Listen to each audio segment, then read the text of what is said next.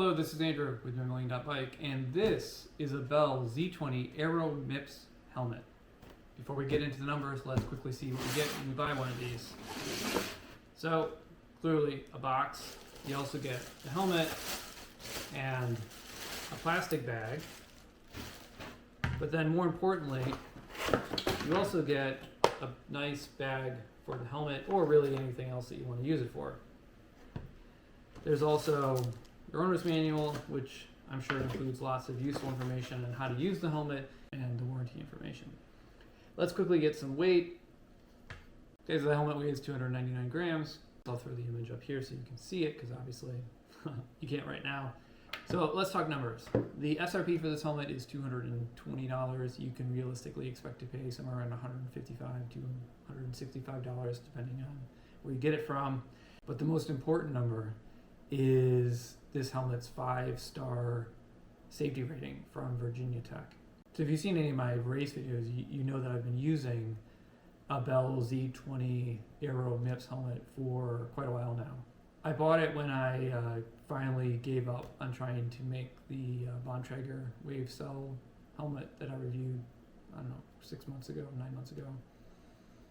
I'll put a link up here, which was giving me headaches on long rides.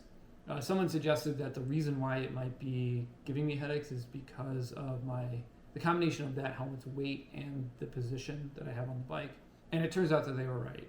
On the fat bike, which I have a much more upright position, the Bontrager is fine, so that's what I've been using it for.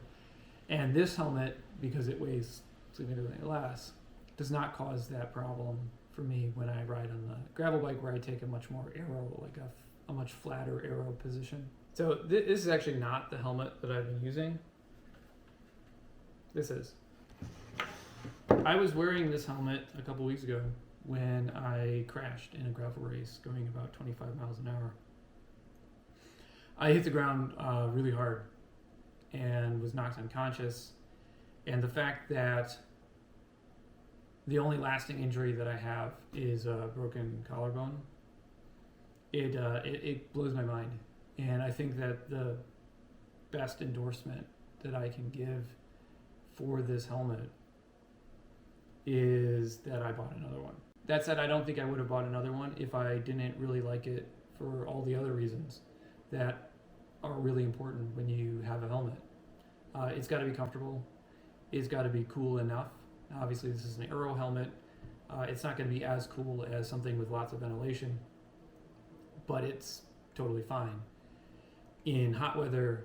And then as a bonus, when the weather's nasty or it's raining, fewer holes means less cold air or less rain getting onto your head.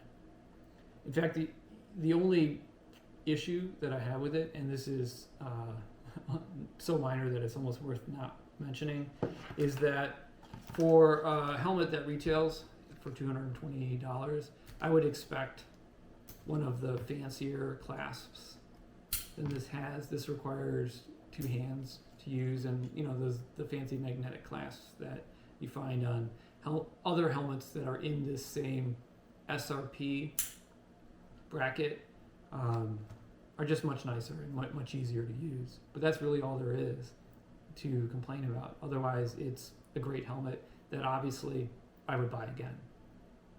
Hopefully you found that useful. If you did, go ahead and like the video and subscribe to the channel. If you have any questions or comments, leave them below and I will get to them as soon as I can. Thanks.